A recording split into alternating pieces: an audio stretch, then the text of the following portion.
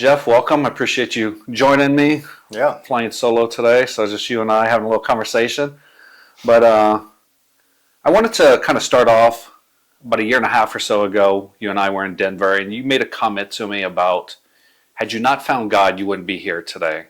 And I know you had you were in the military and then had an accident, and kind of led you out and had some trials and tribulations, whatever. But that religion got you out of that hard time. How did you, I guess, kind of just unpack that in general? I'll just leave it broad and kind of how did that help you? Well, I mean, I guess so. I grew up in in a Christian home and went to church and all that kind of stuff. But I never, I didn't have like a relationship. It was just kind of going through the motions. Our family went, and we never really talked about it like at the dinner table, or it wasn't really like super ingrained. It was just like, this is what we do. We go to church, and my parents kind of just left our walk with God kind of up to the church, and they weren't real involved with that, which wasn't a problem. But because of that, as soon as I left and military and all that, I just completely fell away and just started doing my own thing. So fast forward to after multiple deployments and time in the Marine Corps and all that kind of stuff, and the injury and everything like that. I got to a point in my life where I was like at rock bottom, and at that point in time, Megan and I, my wife, together decided we were gonna quit drinking, quit and just get sober, no drugs, no drinking, no nothing, and get back to church and get our lives figured out. And when we did that, everything changed. And it was, and without having done that, we were just on a You were just path to on a disaster. Yeah. And I knew that, and as that kind of grew over the years, there was a lot of work that I was able to do with all of just the trauma and everything that I had gone through in my life that was just holding me back and keeping me stuck in the past and pain and making me do stupid things. But getting back and plugged in with the church and really creating a relationship and getting our lives back on track, took me from a trajectory where I was going to end up dead in a ditch somewhere probably to where we are today. So I have a very addictive personality, so I needed to find something to really focus my energy on, or I was going to just keep going in destructive You're going to find trouble somewhere. Yeah. So it's not to say that I would have killed myself, or I would have inevitably died. I just felt in my heart that if I didn't do something drastically different, I was just on a path to destruction, and quickly, and I was almost at the bottom. So yeah, that's what we did. So How hard was it to plug into a church and to turn your life around? Well, it was challenging because I was still active duty in the Marine Corps at that time, and so everybody we knew was all heavy drinkers or partiers or whatever. We worked hard, we partied harder, how it goes.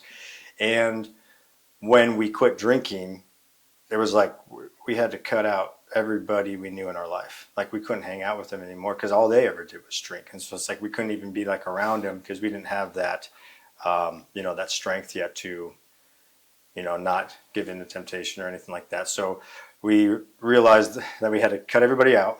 And then we went to our church. And so at that point, it was like, well, we're all in. Let's do this 100%. And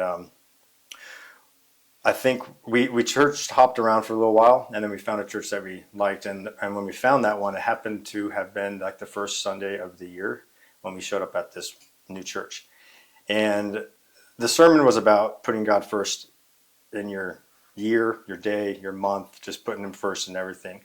And so that looked like putting him first in your day by reading the Bible in the morning, putting him first in your week by going to church every week, and the month by tithing and putting your first and best. And then, and then throughout the year, just all of those things is going to lead to an amazing year and growth with that. And so that's what we decided to do. We just, right at the beginning, we're like, okay, we're reading the Bible every morning. We're going to church every week. We're tithing, which was scary because that was our biggest expense at that point. We had a a roommate that we were splitting rent with at the time. So our tithe, if we actually did 10% of what we made, was more than our Oh wow. housing costs. And that's So in it was California too. yeah. So we're like, oh, like, that's not easy. But we just wanted to trust God and do it. And we started doing it. And as soon as we started doing that, we were able to quit drinking after many attempts. And we got sober after that. And then it was like, oh my gosh, we have so much money we don't even know what to do with. We were spending so much money on alcohol and partying. So that was your biggest expense. Yeah. And so then, well, yeah, we just didn't know it. And so then we were able to save so much money that way that shortly after that we bought our first house, and then we, started. I got injured, and then my career was coming to an end as well. And then you went to church first, and then got injured second. Yep. Okay. Yeah, it was pretty close to around the same time, but yeah. Yep. Okay. So that all. I mean, kind of going to the injury I'm trying to think. and how that changed. I mean, that because you were going to make 20 years out of the military, or you were already over 10 whenever you got 12, injured. yeah. So the injury obviously changed your military career and forced you out. So kind of that's pretty big mentally as well. Yeah. So what I thought was the worst thing ever ended up just being a blessing in disguise. So it was really just God's hand at work, and it turned out to be the most amazing thing that could have ever happened, which is surprising to say. But so I got it. I injured my back in the parachuting accident. Was not able to recover, so I got medically separated after a while. So it was a lengthy process on the medical board and that whole thing. So we knew that we had to look at what the future was going to be, and that's when we started kind of thinking about real estate and investing and kind of going off on our own, because I was unable to work. I couldn't stand for like more than 15 minutes without being in extreme pain, sitting hurt. I was just constant pain all the time. So lost my career, can't stand, super depressed. Now I'm gaining weight, and I'm just like it was terrible. It was the worst thing ever.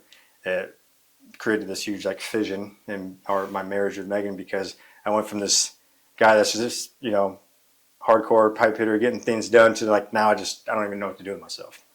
And so that was a very challenging time. And so without the church during that time, that's why I say like I would have just gone into self-destruct mode. So so it took a few years of physical therapy, chiropractic, acupuncture, everything, just doing all that stuff. And then I was finally able to like get back into the gym, and I was able to like work out a little bit without hurting myself. And then I was starting to get back in better shape and start getting my just mojo back. And then now I'm in the best shape of my life. I can run, I can do everything, and my back's like 100% fine. And I would have never anticipated that. And what that injury did is it got me out of the Marines, which I wanted out. I just didn't have an exit strategy. I was tired of the deployments. I wanted to do something else, but we were so busy with the training and the deployments and the workups and the whatever that it was like, and the re-enlistment bonuses. That because you were in a top tier career field or whatever, however you want to word that. But so there were when I was in, there was only 3 MOSs in the Marine Corps that got re-enlistment bonuses, and that was recon, EOD, and counterintelligence. And recon specifically, we had multiple, not just your first enlistment, second, third, and they were hefty, and they wanted to keep us in because we have a high attrition rate, and they spent a lot of money training us.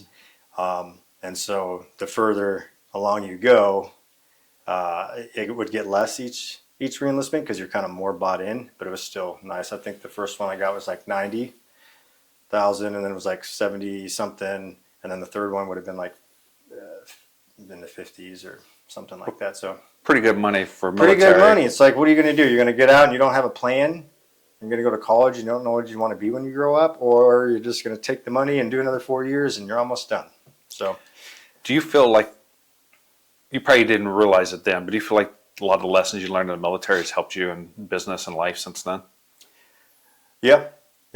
I mean, and like everything, just character and having pride in your work. I mean, the biggest reason for our success, I believe, is just that we want to do what's right by people no matter what. Always be fair, and to I lost my train of thought there. Where were we going? You were just talking about the military and success and how it's and just correlated having over. like pride in our work and just and doing it right and having quality like properties for people that can be proud to live in and things like that. And so we have this reputation of just like excellence, which is a part of, you know, bred in the military, and just being organized and effective at, you know, leading, whether it's employees or contractors or whatever. And so all of that stuff has helped, you know, and being able to manage stress, you know, like a lot of what we do is very stressful. And for me, it's like, well, it's not a big deal. Like I've been in very stressful situations. And so when we're dealing with all these things that are going on that the normal person looks at and goes, oh my gosh, I don't know how you do it.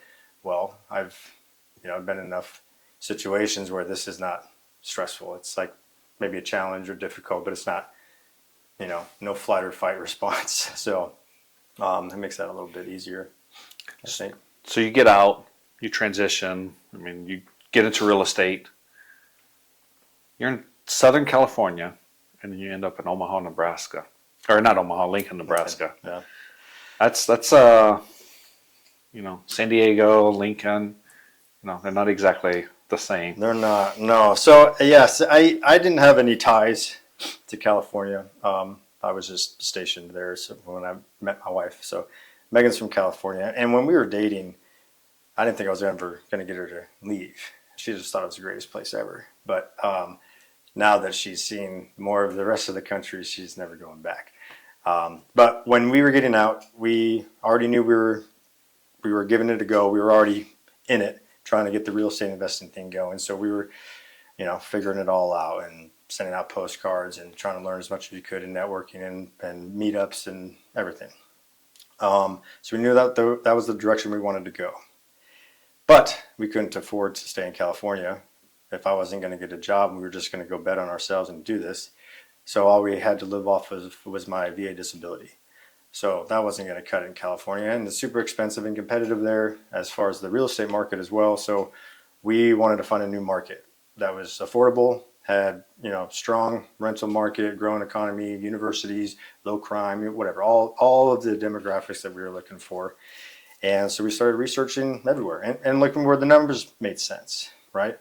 But all the markets we looked at where the numbers looked really good were like ghetto, and we're like, I don't know if I want to. Detroit, you know, yeah, or St. Louis, St. or Louis, something. Like, yeah. I don't know about this. You know, it's like, you know, am I going to be going around collecting rent checks and like have to worry about my safety and stuff like that? But, you know, I didn't realize at the time, like, I'm not going to be going around collecting rent checks. I'm just going to do online payments and stuff. But we didn't know what we didn't know. So I was asking a bunch of like Marine buddies that I knew that were getting out or had already gotten out, like, oh, where are you from again? Oh, where's home? Tell me about it. You know, and Megan was doing the same thing, like, tell me about this place and tell me about this place. And we were just trying to find a market. And then, you know, Wade Bartles? No, he's in Lincoln. He's an agent and an investor and a Marine vet as well. But we went to the same church in California because he was stationed on Pendleton at the same time I was. So we knew each other from that church, and he had gotten out of the Marines years before I did. And he took his wife that he had met in California back home to Lincoln, and she became a real estate agent and started learning real estate a little bit. And then she called us and was like, hey, I know you guys have been looking for a market. Like, I think this is the one. Like, you guys got to come check it out. This is perfect. And we're like, oh, okay. So we came and visited. It was September 2017 during the eclipse. And Okay. Lincoln was in the path of totality. So I'm still active duty. I was just about to get out. Megan flies to Lincoln, checks it out, falls in love with the place. It was September, whatever, you know, it was 1 week of perfect weather. You know, it was just, it fooled us. It was all green, and she was like, oh, this is so great. She calls me up and she's like, I love it, but I can't make this decision by myself. I need you to come out too. So I put in for some leave, flew out there, got to see the eclipse, and I'm over here just thinking, it's a sign from God. You know, it's like, you know, it's they use the stars and the thing, you know, for signs and wonders. And I was like, this is it. So we go back home. I go on terminal leave. We sell our house. We sell everything we own, buy a travel trailer and a truck, and pack everything we can that fit in there. And if it didn't fit, we sold it. And we drove across the country to Lincoln, Nebraska, and parked that trailer behind the first few houses that we worked on and just plugged it into power and water. Took it out every few days to dump, and it was just me and Megan and our 1-year-old daughter. Okay, I was going to ask if you had. Yep. Okay. Yep. And that's what we did. So that, what year was that? That was in 2018. So yeah, 2018. So it's And kind of then, a good time to get into it still. yeah, it was. I mean, it was really cheap then, and then Mhm. it's just been kind of mostly just trending up since then. A little bit more difficult more recently, but 19 through 23 was fantastic. Yeah. So we had to make our budget fit and the VA disability. So that's why we sold everything, because it was like, okay, she's not going to work. I'm not working. I got VA disability, and then we have to go figure out, and a chunk of cash that I had from my medical severance and from the sale of our house. So I think we were working with maybe around $100,000, and that was it. So that was what we had to make that last, and we had to do it smart. So we had to do the BRRRR strategy and make sure that we got the right properties to get that money back out and reuse it, because otherwise we'd run out and we'd be done. So did you start off using y'all's own money? Well, we did financing for the first few properties, but we used our money for the down or whatever. Okay. And then we were tapped out. It was like, we can't get any more, can't get approved for any more on our debt to income ratio with what we have. So then we started flipping on hard money, and had to do that for a couple of years. So Yeah, so you started off flip. I know y'all, Megan at least had done one in New Mexico or that was our very, very first something thing like that that. we lost money on that. And our goal was to just buy rental properties. We wanted passive income so we could travel. But we didn't know how to do that, so we just bought a rental property, and then we bought a duplex, and then had her dad co-sign so that we could get a third one, and that was it. And then we were tapped out. And we're like, well, now what? And I was like, oh, well, I have some realtor income that's coming in now because I just got my license. And then Megan had created a staging company, and we're like, oh, we got some staging income, and we have some rental income now. So we'll factor all that in and see where we're at. And they're like, well, you don't have 2 years of tax returns for the realtor business. You don't have 2 years of tax returns for the staging, and you don't have 2 years of landlord experience. So we're not counting any of that. So we're like, oh, well, now what? So that's when we started flipping hard money, and we just had to do that until we had the tax returns. And then after that, it was like, oh, wow, now everybody wants to give us money. So now y'all, I mean, you've actually helped me out on a couple deals that I've done by recommending banks and stuff like that. But you guys mostly use bank financing now. well, we worked you for a were for a while. while. Yeah, we were doing commercial financing for a long time. Now we are mostly just buying everything private money. Okay. And then if it's something we're flipping, then we just sell it, and then that Pay gets them paid off. And if it's something that we're going to keep, we just refi and then keep it. And then, but the private money is super It's just quick more reliable and easy. quick. Yep. So Yeah. Banks can be slow well, banks are and finicky. Well, everything we buy, we fix up too, whether it's a flip or a rental. Like we always buy at a discount and improve the value, right? So with the bank financing, we could get spec appraisals, and that was working for a while until it kind of stopped working. And so what that is like we'd buy a property and say, okay, we are going to do all of this to it, and we'd give the appraiser the scope of work and the budget. And I would pull ARV comps, and we'd give them this whole packet and be like, all right, here's what we're going to do to the place. Here's what we're expecting for ARV on the sale. And they would do a spec appraisal and grab all that and try to give us an appraiser's a value at the end of what it would be at the end of the project. And so we'd have to get that up front. And then the bank would be like, okay, we'll give you, 80% of that. So if it was a good enough deal, we could get 100% of the purchase, and they would fund the entire rehab as long as it was under that threshold. If it wasn't, then we'd have to kind of pay the difference for the rehab, but we'd get it, funded and most of the rehab. But then we started running into these problems where the appraisers didn't have the vision that we had. So they're walking into a house that's distressed and going, you think this is going to be worth how much? Like, yeah, right. And the appraiser would come in low. Not a big deal. We pay the difference. We get it finished. And then we sell it, and sure enough, we get the price that we thought we were going to get or higher. So it all worked out at the end, but then we kept kind of having money issues because we kept having to put our own money into these things when they should have been fully financed. So we were like, money's kind of getting pulled here when it should have been staying and used for this project. And so we were fortunate enough to make a relationship with a private money lender. So it's just like, all right, boom, purchase, rehab, sell it, and we get what we get. We don't have to worry about those appraisals on the front end. And so that helped out a lot. Awesome. So, yeah. So do you feel 7-8 years into it, obviously the market's changed, but you feel like things have gotten easier or harder?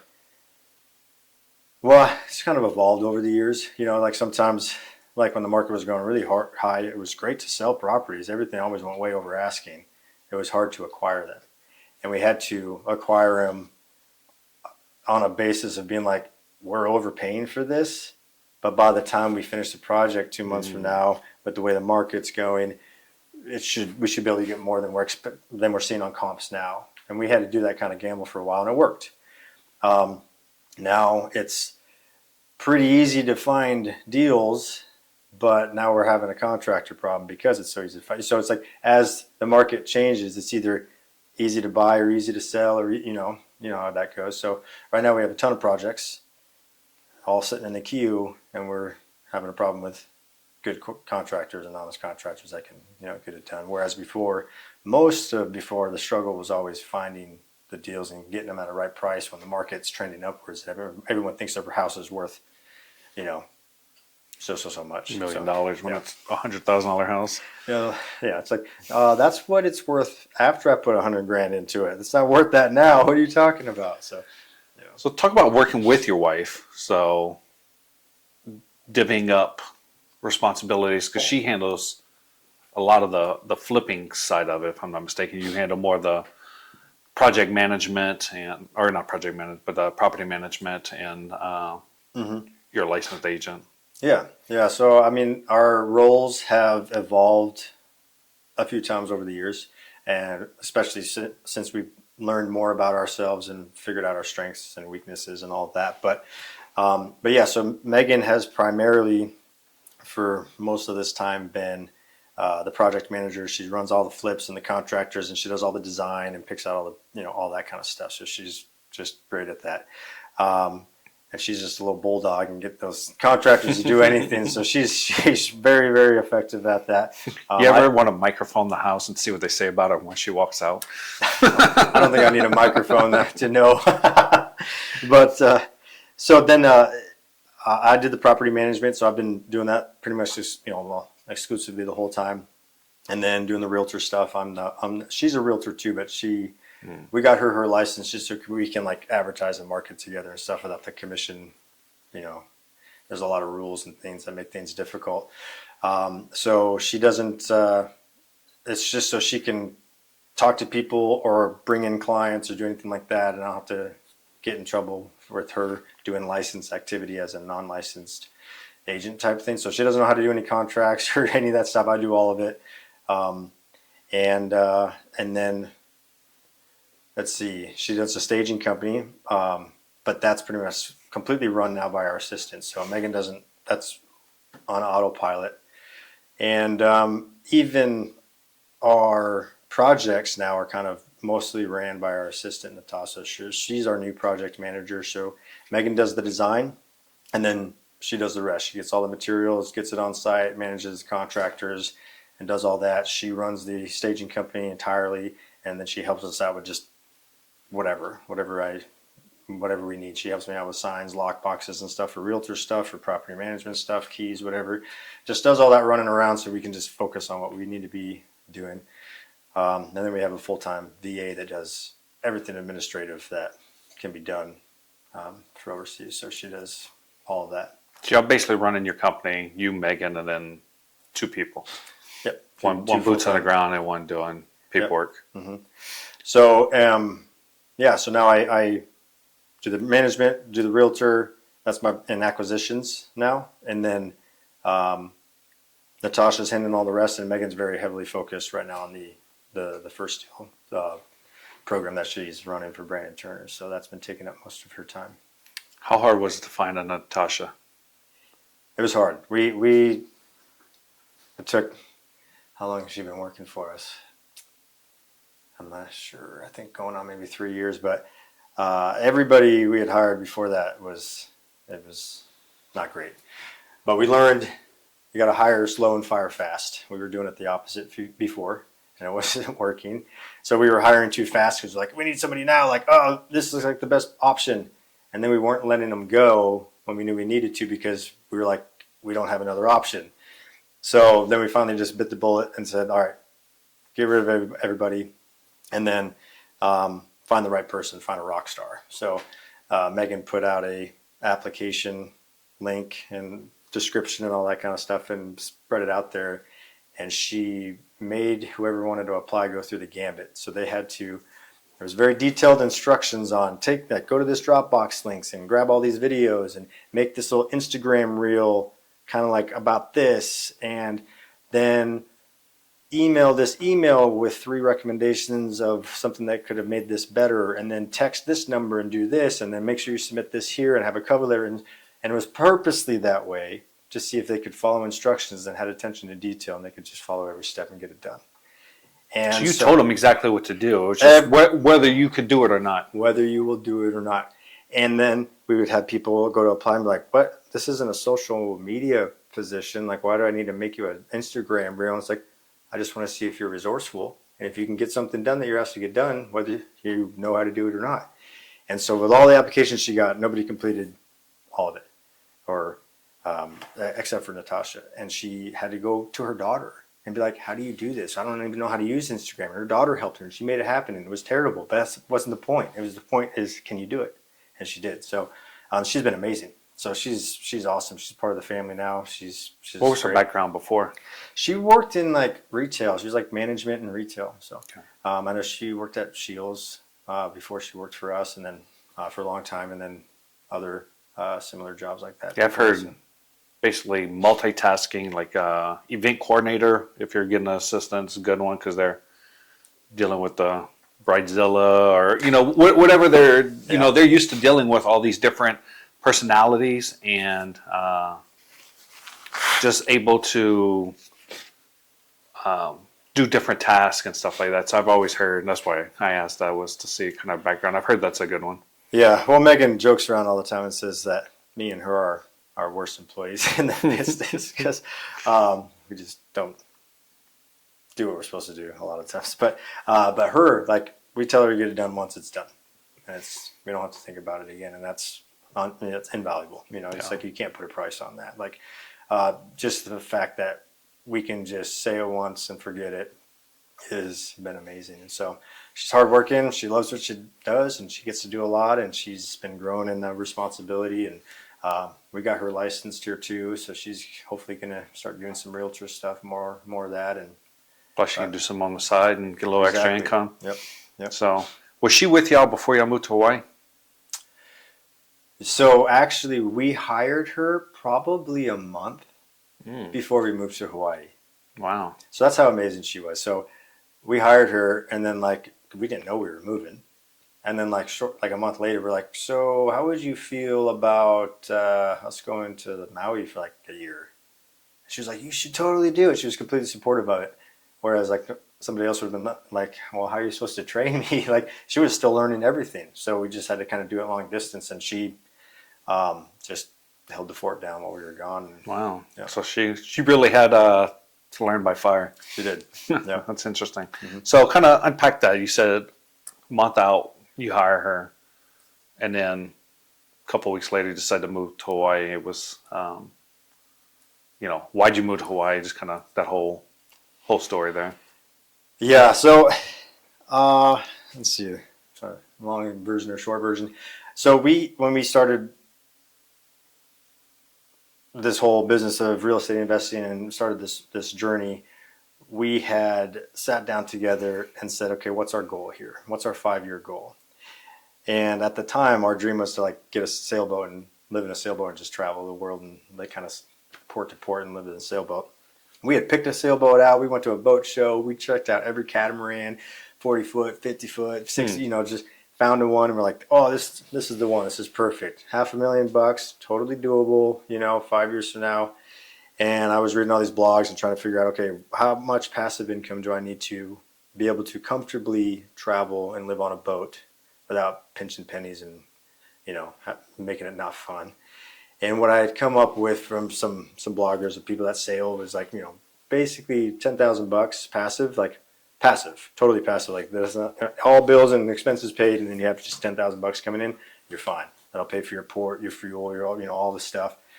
And so we worked backwards. You're like, okay, if we get this many properties that cash flow this much per door for 5 years, I think we'll be there in 5 years. And so our goal was for $10,000 passive income a month and net worth of $1 million by year 5. Well, right around this time frame when we hired Natasha and stuff like that was like year 5 for us. And we hadn't even we'd just been so busy, we didn't really look at our financial sheet or even update it and see where we were at. So we decided to do that, and we realized, holy cow, we literally just, we're at 10,000, almost break even on passive income, and we just broke $1 million in net worth as far as, all the properties and stuff. And we're like, what the heck, man? And we already had our flights booked for Maui. It was just going to be a 3-week trip. And we're like, let's just go celebrate. And Brandon Turner was like, yeah, you should just move out here. You should just come out. And we're like, man, maybe we should. So we just decided in 3 weeks to just change our flight to a one-way and sell our house and everything again. So that's what we did. It's funny you mentioned that. So some of these books up here are actually from you. So like Tim Ferriss one, this Red Letter, Words of Jesus. So when y'all were selling, y'all put an ad out. Hey, we got to get rid of everything. We're moving to Hawaii. Oh, so you got those from our... And so I went over to y'all's house, and I have a whole bunch more, but there's probably more on that side. But I just bought a whole bunch of books from you guys because I was looking. I was like, it was like religious books and real estate books. I was like, perfect. I'm going to buy them all. Yeah. And so I went there and just, got all y'all's books. But yeah, so there's probably more, like I said, that are from there. But yeah, so you're helping decorate it here. Nice, yeah. We've been rebuilding. Yeah. So yeah, sold everything, packed up, moved to Maui, and it was for multiple reasons. One, to celebrate our successes and that win of hitting our goal, which we hadn't even realized we had done yet. And then also, we had realized that we had it had taken a burden. We had to work really hard for every day of the week, long hours to do this. And it was affecting our marriage. It was affecting our relationship with our kids. We have 3 kids now. And it was like, I didn't do this to just be a slave to this. We wanted this to have freedom. So it's like, let's do that. Let's take this the next step forward, and let's go to Maui and force ourselves to create the systems to be able to do this remotely so that we can run the businesses and not be stuck here working all the time. So that's what we did, and we went there, and it worked out great. I think it was our best year that we ever had that we were there. Even though the banks were kind of finicky about it, we lost some banks. They stopped financing us because we weren't living there anymore.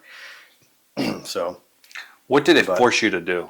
It forced us to create systems for everything because we couldn't do anything at all physically there. So, if I get a maintenance call that's like, oh, hey, the toilet paper roller or whatever holder fell off. I'm not going to pay a guy to come over there and do that. He's going to charge me way too much money to do that. So I would just run over, knock it out in 5 minutes for that piddly stuff, and or run at Home Depot and grab this and grab that or whatever. And so we were stuck doing a lot of that running around stuff because we didn't want to pay too much to have somebody do it when we could just knock it out.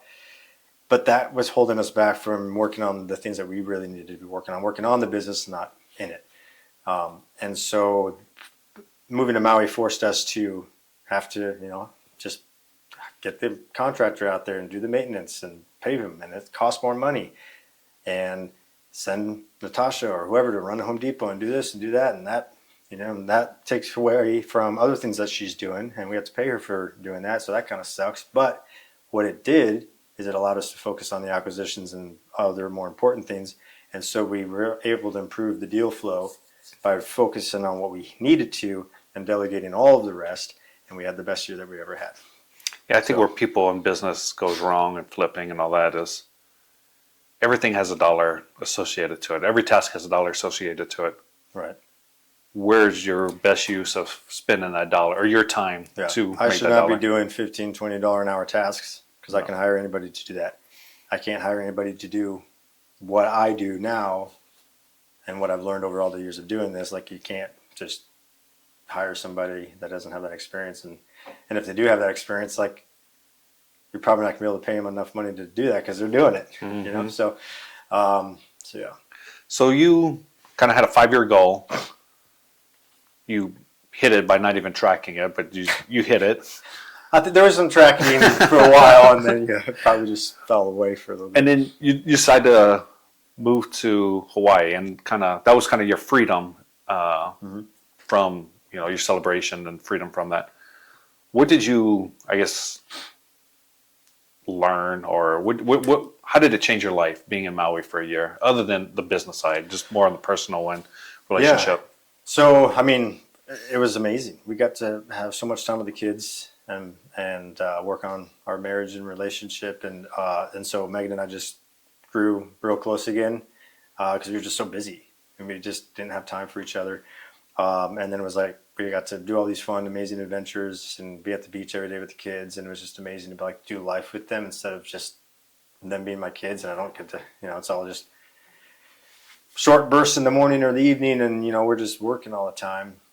And so it was a really amazing year, like just family time and healing and growing close. And then afterwards, when we moved back here, we realized that how much more we can do with less. And so now our work days are much shorter. We have way more balance.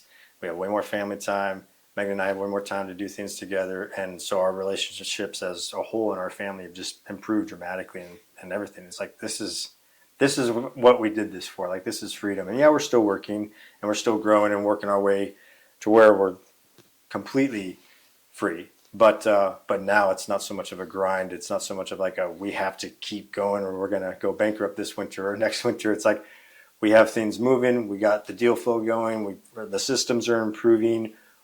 Our work days are way shorter and we have more balance. And that has just been absolutely amazing to be able to be more involved in my kids' life and all that because they're growing up so fast.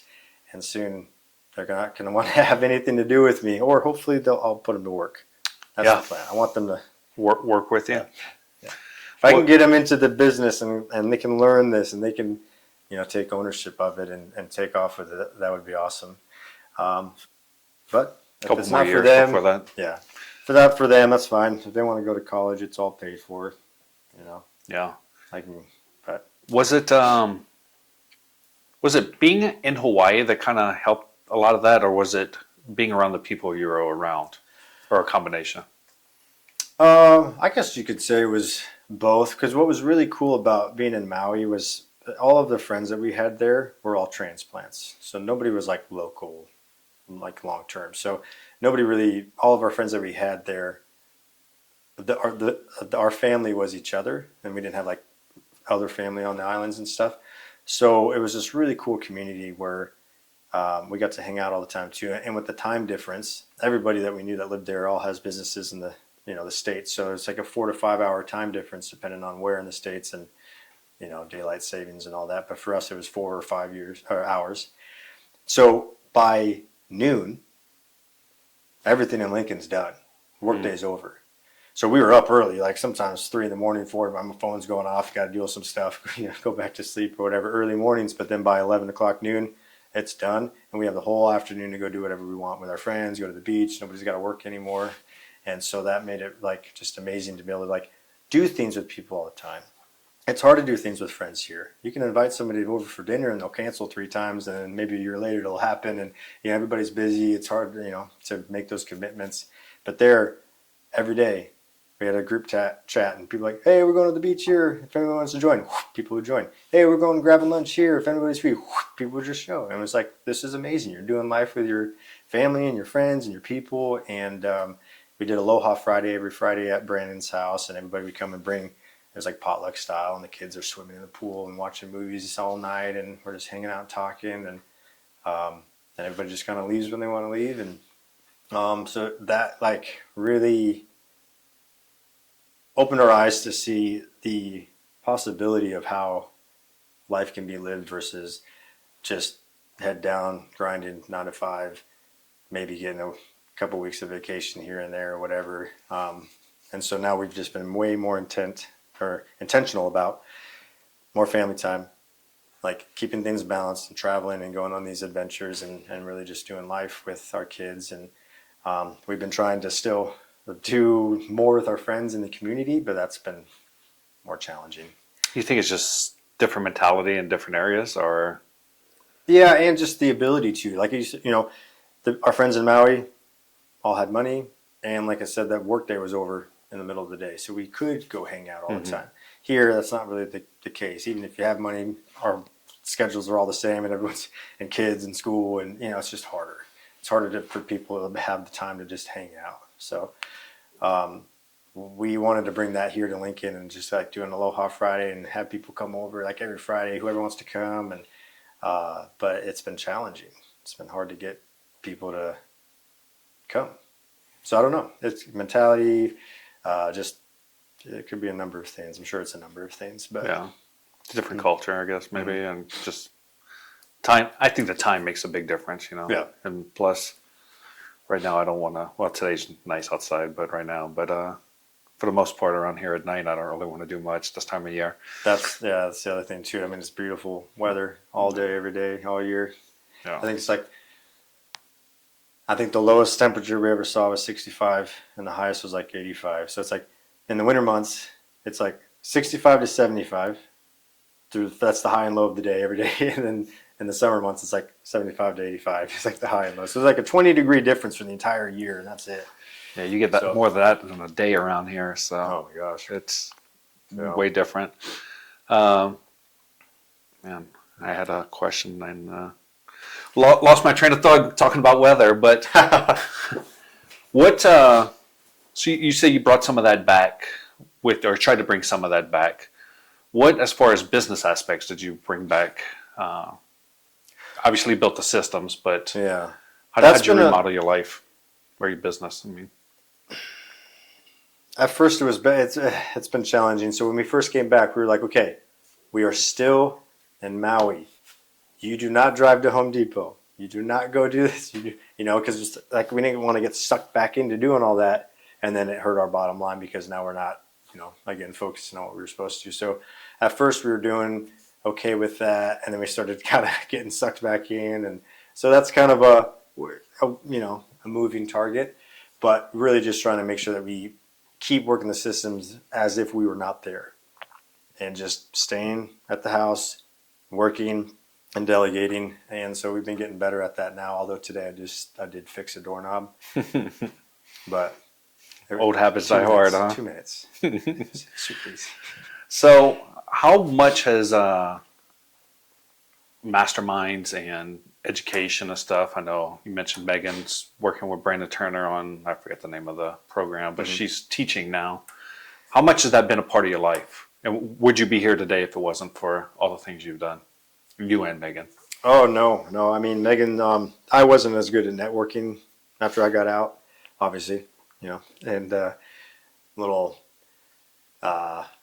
just went. It took some time to get used to people and all of that. So I remember, I'll derail this for a second, but when COVID first happened, they had this meme of this veteran sitting on his front porch, no one around, drinking a cup of coffee, and he's like, I've been training 20 years for this. So like he was at heaven with COVID shut down and no one around. But anyhow.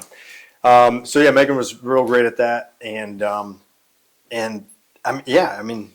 the connections that we made and the information that we learned from people has been invaluable. And then from the masterminds, especially, like everyone that we ever went to or Megan went to, there was at least one nugget learned that paid for the mastermind entirely, and then some. So, like for example, I think the first one that Megan went to, she met this big time flipper from Hawaii, Indar, and learned one little thing from him that he had just casually mentioned about cost segregation studies. And ever since then, we haven't paid a penny in taxes since. In fact, we've been getting money back, which I probably should be saying. But no, it's because we have all of our rental properties that we're buying, and all we're doing is you have your depreciation, right, over the 27 years of that for those things that wear out. And so every year you get some depreciation on that. All it's doing is it's front loading that depreciation to year one. And so when we learned that, we're like, holy cow. So we could go do these cost segregation studies. We fill out the forms, how much square footage of carpet and this and curtains and blah, blah, all the stuff that's in there. And then they figure it all out. And then we get they front load that depreciation, and we get that, so you get to offset our taxes with that. The benefit to doing that is, because the problem that we were having before is we were writing everything off to pay less in taxes. So we were trying, hey, we talked about real estate during dinner, write it off. We were writing everything off. But then that came into problems down the road with financing, because the bankers were like, well, here's your tax returns. You're not really making a whole lot, but I can see how much you're donating. So I know you guys are doing better than what you're showing on paper. And we're like, well, yeah, we're trying to, obviously write things off. And they're like, well, double-edged sword. Right. So we stopped doing that. And, but the benefit of, doing the cost segregation studies and front loading that depreciation is what it does is it brings your income down, because it offsets all of our active income. So let's say we get $50,000 of depreciation for this property, and we just do multiple properties like that and stack them all up. We can make $500,000 in a year and offload all of it. And then on paper it shows we made nothing, so we pay no taxes. But then the banks know that all that is just depreciation, so they group that back in. So when the bankers look at it, we get to show our $500,000 income, but we don't have to pay the taxes on it. So it's been great. All we have to do is just keep buying enough properties every year to offset however much money that we made that year. So you're offsetting both your flips and your... We're offsetting all of our active income from realtor business, staging, flipping, rental, everything. And since we have kids, there's some credits throughout the years that have been, happening for that. So I think we made $15,000 this year on our tax return, and we made over $500,000. I'm not sure. Yeah. So that's invaluable. I don't even know how much that mastermind cost, but it doesn't matter. Just that one thing from indoor. That one thing saved us. Yeah. And there's been things like that have been learned at every single one of them. Just when you meet people that are just doing things at a bigger scale, they've learned a few things. And so it's worth it to just go and see if you find that little piece of knowledge or nugget, or make that connection with somebody, or, Yeah, I don't know what Megan paid for that specific one, but say it was $10,000. I think it was less, but yeah. You've saved... Oh, yeah. 10 times that, Oh, way more. Yeah. So it is very... It's getting in the rooms, and just having those conversations, because you never know. That's one of the things I like about just doing this. I spend more money than I'll probably ever make on this podcast, but I get to ask questions, and it just opens up dialogue. I didn't know that, and so it's just by being in the room and asking people questions, I find it always helps. So yeah. So when's when you're sailing away from Lincoln and on your sailboat? Well, the plan has changed a bit. So no sailboat. There's no place. You picked the most landlocked state in America. Hey, I didn't pick it, okay? But yeah, I'm well aware. There's no sailing around here. It's not a good. That's why we don't stick around too often. We travel a lot, because I need to be near the ocean or some mountains. And I don't know how I got into the most landlocked and flattest place on earth, but yeah. I was asking, what's the plan? I was making a joke about. Oh, sure, yeah. I got sidetracked on that. Thinking about landlocked. Well, I don't know. I mean, I think home base is going to probably always be here. I think we're always going to be just investing here. The amount of which we travel may change. Right now, we're staying put for a little while. I think we'll probably go to Florida after New Year's and go to Universal Studios and see some family and stuff, and do a little road trip maybe. But yeah, as far as long-term plans, we just want to travel and be able to be free to see the world and do it with our kids and do it while we're young. And that's the dream. We don't have the sailboat idea anymore, because I realized as I was taking lessons to sail that there's a whole lot to it. And I was like, I don't want to get my family killed. I'd be like, oh, cool, I got my license and I can sail now. Let's go sail across an entire ocean. And even experienced sailors run into storms or things that can catch them by surprise that can be, catastrophic. And I'm like, I don't really want to go just kill my whole family out at sea, because I just think I can become, Jack Sparrow and sail the seven seas. So So I was like, okay, so I need to get a captain and a crew. And that would be nice anyway. Have somebody to drive the boat. We're just along for the ride. We got a chef or something like, okay, what does that look like? How much do you have to pay for that? Oh, and now you got to get a bigger boat probably and all these things. And then we're like, and then we're just kind of stuck, where we are. And we're like, let's just not do that and just fly and travel and Airbnb or whatever and just be free and not tied down to this boat or this maintenance just nightmare that it's just gonna make it harder to get around and do what we want to do, and all that money just going to the boat, which could just be going to whatever. So I got a buddy that owns a boat cleaning business in California, and I was talking to him about it, and he was telling me about the maintenance on those things and the cleaning and stuff, and I was like, man, this sounds terrible. He's like, yeah, every one of my clients, they all say the same thing. The best day of your life is the day you bought your boat, and the next day, or and the day you sold it, or something like that. Yeah. So bust out another 1,000. That's what boat stands for. Yeah, I've you talk about not wanting to get your license and take off and kill your family on a boat. Like, I've been thinking about getting my private pilot's license. I'm in the same way. Like, I get a pilot's license, going back to taxes, 100% bonus depreciation on a plane. Mm-hmm. I'm like, I could buy it. I get my license. I could buy it. I could save on taxes. I was like, but then I could kill my family. So that's like my my whole thing there. Like, I keep going back and forth on it. Yeah.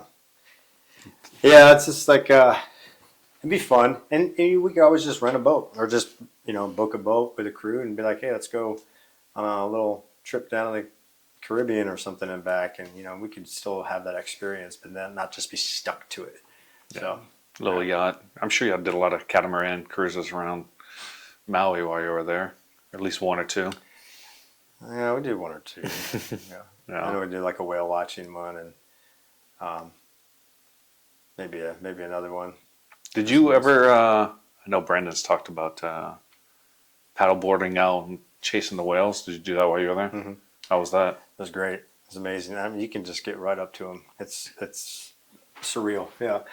I got a drone while I was out there, and I would fly the drone. I'd find them and I could just get it within feet of them and just get the most amazing footage of whales and dolphins and stuff. And it was like, it's pretty incredible.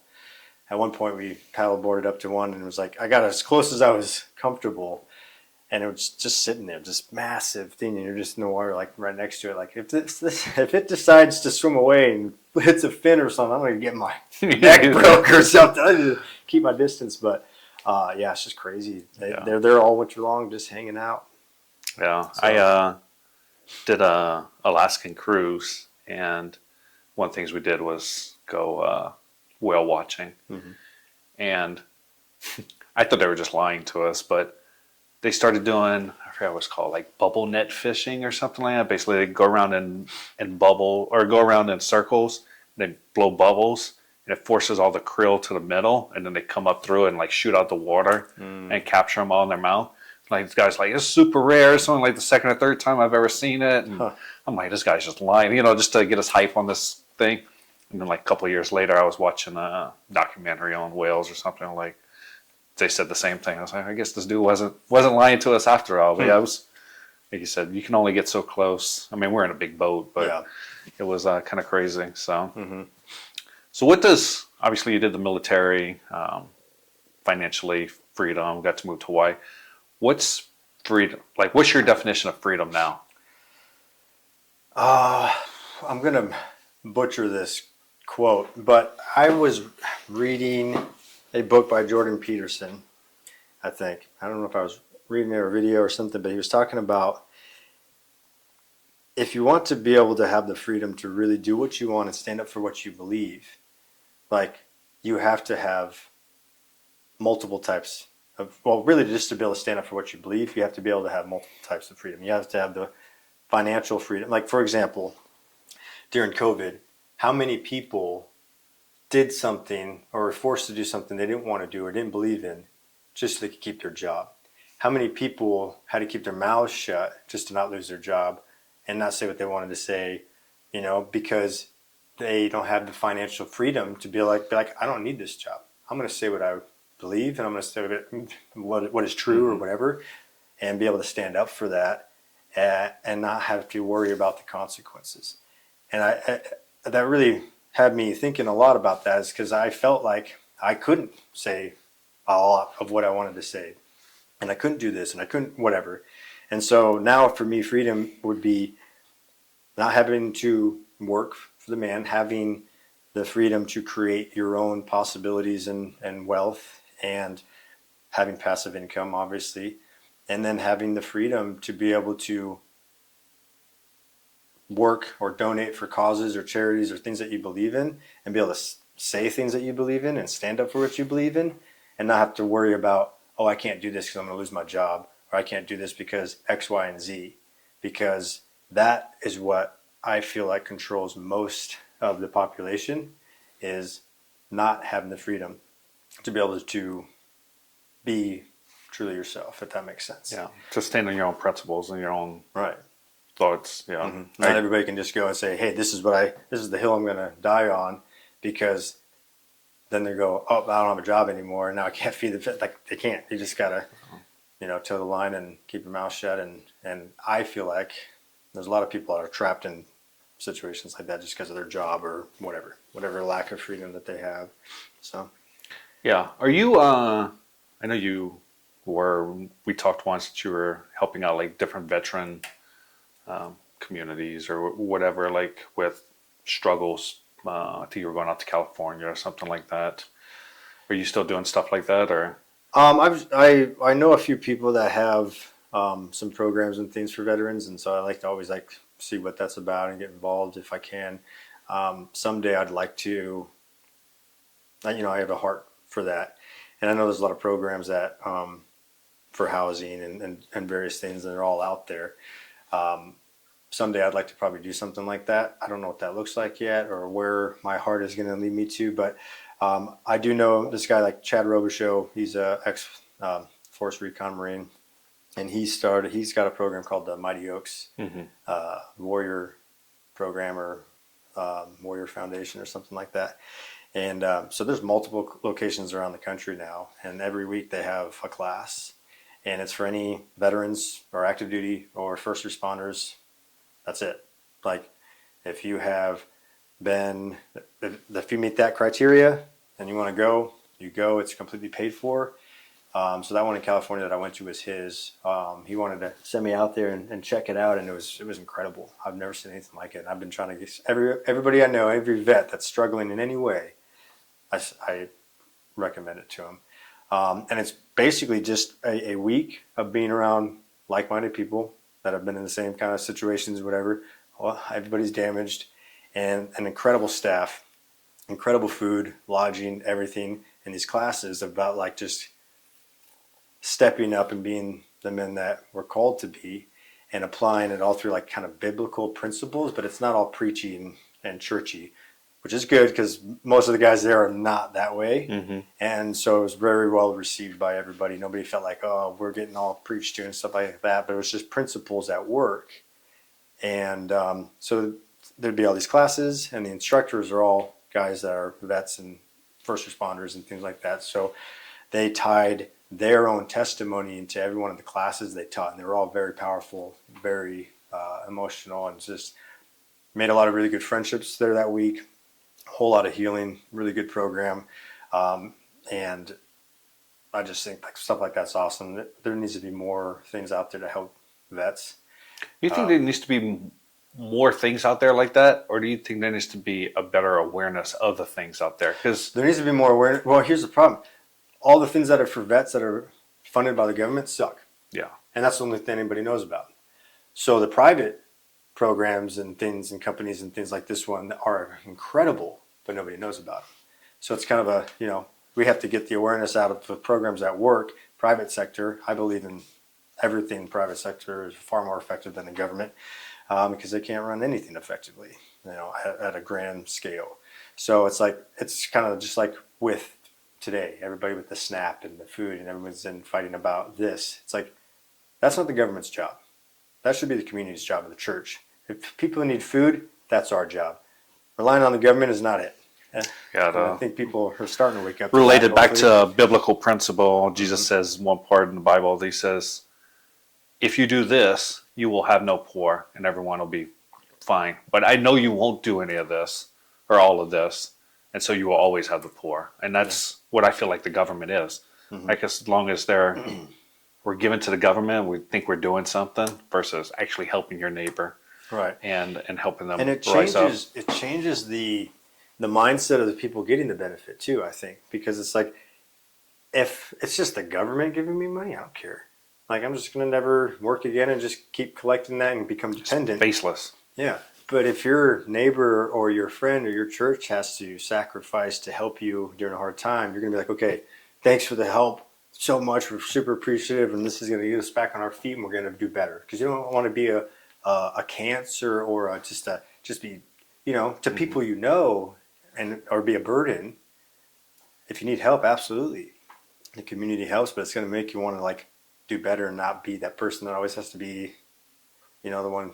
That's just my thought. So I don't know, but I don't think anybody has a problem taking the government's money. no, it's based like it doesn't feel like it's real money, but like we went to visit a different church this past weekend, and they were saying, like, we're out of food. Like everybody's been coming here asking for food and stuff like that. And my wife works at a church as well, and she's actually the one that buys the food and gets it for everybody. And she's like, yeah, we're out of food. She's like, I got to stop on the way here and get some kind of voucher or something for somebody. And like, it's very interesting that the government shuts down. What's it been 45 days roughly. And that's the point we're at in society is government can't. And so churches are running out of food just that quickly in 45 days, asking for more money, more donations and all that. So yeah. Well, the cool thing about that is that when the church runs out of resources, God always finds a way and comes through. They'll always figure out how to come through. That's not necessarily the case with the government. Maybe back when it was one nation under God, but not so much anymore. Not so much. So, well, Jeff, I appreciate it. Do you have any parting words before let you go try to pick up your kids from school? I don't think so. Yeah, it's been great. Thanks for having me. I appreciate it, and it's always good. And happy Veterans Day. We're actually recording this on Veterans Day, so that was one of my selling features of getting you here. So I was coming. It's just scheduled deconfliction here. So I appreciate it, and thank you for joining me. Yeah, you too.